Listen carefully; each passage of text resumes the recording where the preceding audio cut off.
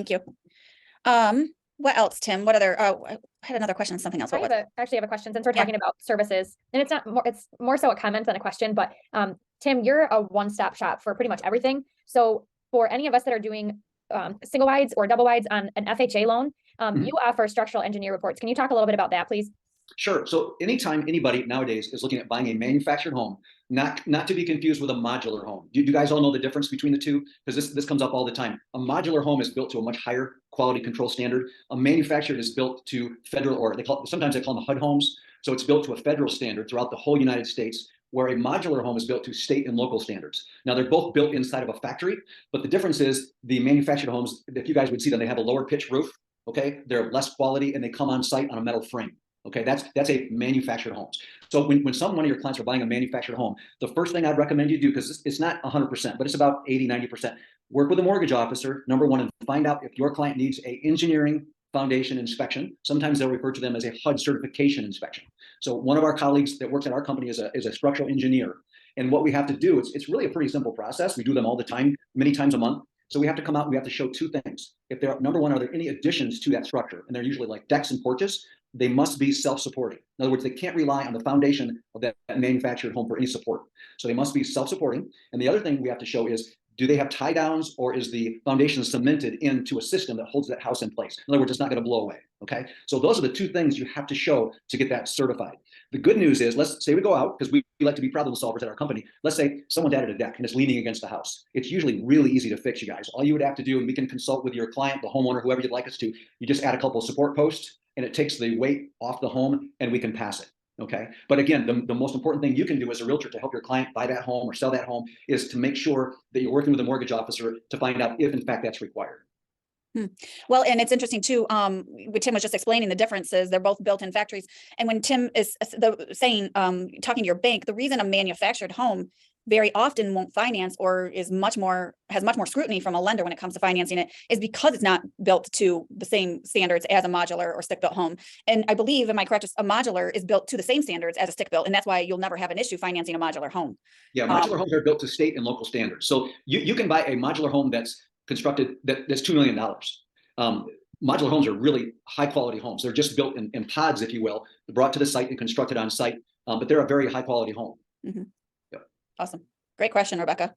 Yeah, that's a very common one that comes up. So thanks for asking that. That's really important, because there's a lot of confusion. I still have a lot of realtors that call us about that, and they want to know the differences between modular and manufactured. But again, every time those homes are bought and sold, the manufactured homes, it doesn't seem to be 100% where the bank's going to say, you have to have this done. It really is up to the mortgage officer.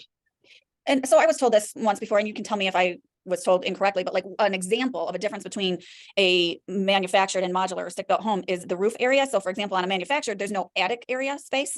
And so when you have the attic area, like you have in a regular stick built or modular home, it has that airflow so that the roof itself isn't getting hot and cold, where on a manufactured, there's no attic space. So it's constantly getting hot and cold, and therefore the roof lasts a much shorter period of time.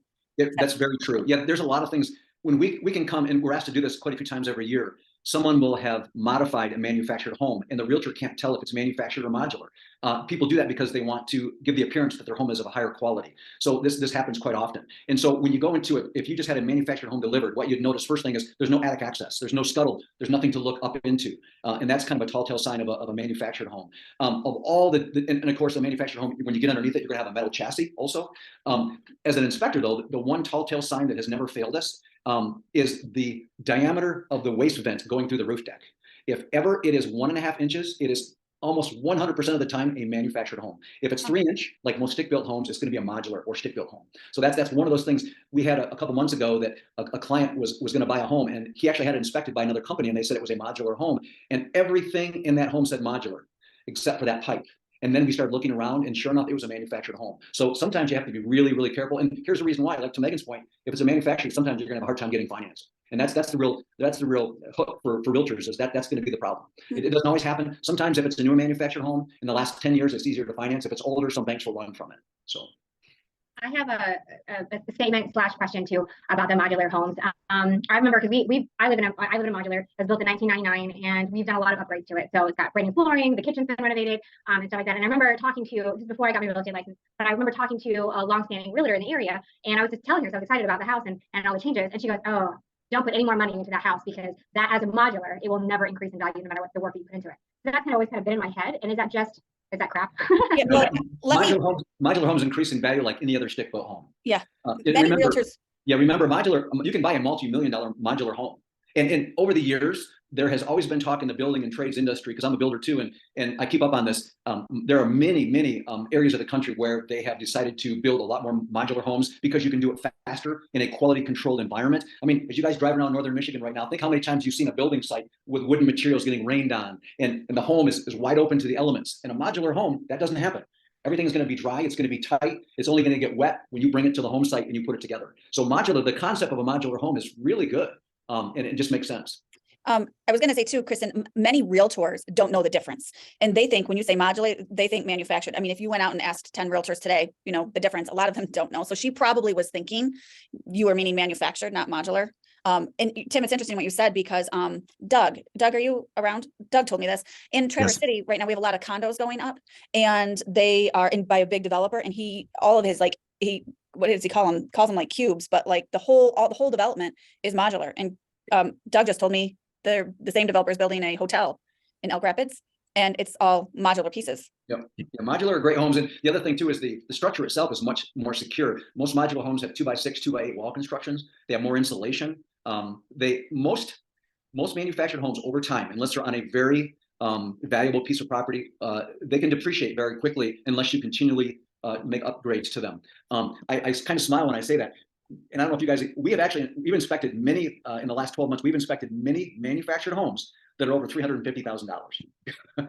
So it's just, I mean, 5 years ago, they would have been $150,000 homes. But because of the way the market is, everything is more expensive. So it's just kind of interesting. But we've gone in a lot of manufactured homes where people will put a lot of money into them and make them pretty nice.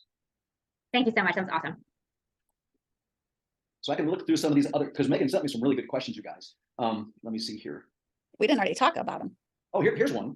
This is a really good one. I haven't thought about it for a long time. So thanks, Megan. This is pretty good.